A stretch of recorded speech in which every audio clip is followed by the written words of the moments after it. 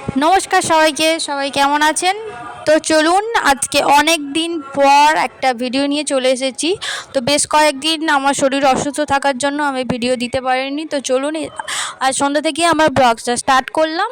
আর এই যে দেখতেই পাচ্ছ, সন্ধেবেলা একটু একটা রেসিপি নিয়ে চলে এসেছি। তো রেসিপিটা হতে চলেছে বাঁধাকপির পকোড়া। তো যেটা আজকে সন্ধেবেলা ইভিনিংয়ে বানিয়েছিলাম এবং সবাইকে খেতে দিয়েছিলাম। খাবারটা খুবই টেস্টি হয়েছিল। যাই হোক, এখন যেহেতু গরম পড়ে গেছে আর এখন যেহেতু অসময়, তো অসময়ে বাঁধাকপির পকোড়া বেশ ভালোই লাগে খেতে, খারাপ লাগে না। সেটা আজ আমি বানিয়েই বুঝতে পারলাম। তো কীভাবে বানিয়েছি আর কি ইনগ্রিডিয়েন্টস এর মধ্যে আমি অ্যাড করেছি, সেটা যদি তোমরা জানতে চাও তো আমাকে আলাদাভাবে কমেন্ট করতে পারো, সেটা আমি তোমাদের বলে দেবো। তো চলো, এই যে বাঁধাকপির পকোড়াগুলো এক এক করে, প্রথমে তো বেসন যা যা ইনগ্রিডিয়েন্টস লাগে সেগুলো দিয়ে একটা ব্যাটার বানিয়ে নিয়েছিলাম। তারপরে পরপর এক এক করে ভেজে নিলাম।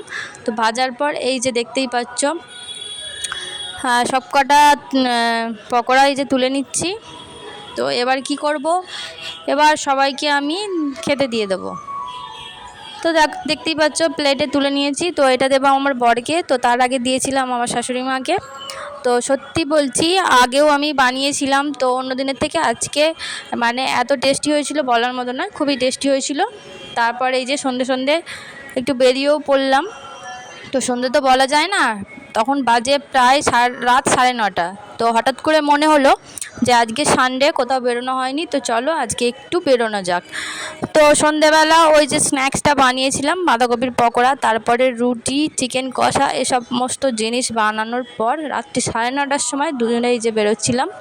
তো বেরোনোর সময় দেখতেই পেলে প্রিন্সের সাথে একটু কথা বলে নিলাম। আর এই যে আমার বর সর্বদা যেটা করতে থাকে, নাচানাচি, তো ওটাই করছিল। আর এই যে সিঁড়ি দিয়ে ধুমধাম ধুমধাম করে হনুমানের মতো, বাঁদরের মতো, যেটা বলতে পারো সেরকমভাবে নেমে পড়লাম। তো ওটা আর দিচ্ছি না, মিউট করে দিয়েছি, কারণ এই হনুমানের লাফালাফি আর বাঁদরের লাফালাফির আওয়াজ শোনার দরকার নেই। তো নিচে চলে এসেছি। আর এই যে বরের গাড়ি, বাইক বার করে নিয়েছে। গাড়ি তো নয়, গাড়ি নয় বলাটা ঠিক, গাড়ি নয় বলাটা ঠিক ভুল হবে, গাড়ি কিন্তু 4 হুইলার নয়। তো সেই ক্ষেত্রে সেরকম কিছু গাড়ি বাড়ি বলতে পারছি না আর কি। তো এই দেখতেই পাচ্ছ আমাদের পাড়ার রাস্তা, যেটায় আমি কোনো দিন ঢুকিনি এই রাস্তাটায়। তো ওই রাস্তা দিয়েই আমাকেও একটু ঘুরিয়ে নিয়ে আর চলে গিয়েছিলো একটা, চলে গিয়েছিল বলতে যেতে যেতে হঠাৎ রাস্তার ধারে পড়ে গিয়েছিলো। এই যে একটা এরকম ফাংশান হচ্ছিলো, তো এখানে হচ্ছিলো কালী পুজো। তো দেখতেই পাচ্ছ কতটা জায়গা নিয়ে মেলাটা হচ্ছিলো, আর চারিদিকটা পুরোটা লাইটিং আর দোকান, তারপরে স্টেজ প্রোগ্রাম এই সমস্ত হচ্ছিল। তাই পুরোটা ক্যাপচার করার চেষ্টা করেছিলাম, তো পুরোটা ক্যাপচার করতে পারিনি। তো দেখতেই পাচ্ছ এই যে বাইরেটা তো এরকমভাবে লাইট ফাইট দিয়ে সব সাজানো, বেশ সুন্দরই লাগছিল। তো সেই সময় মনে হলো একটু ভিডিওটা করা যাক, তো ভিডিওটা করে নিয়েছিলাম।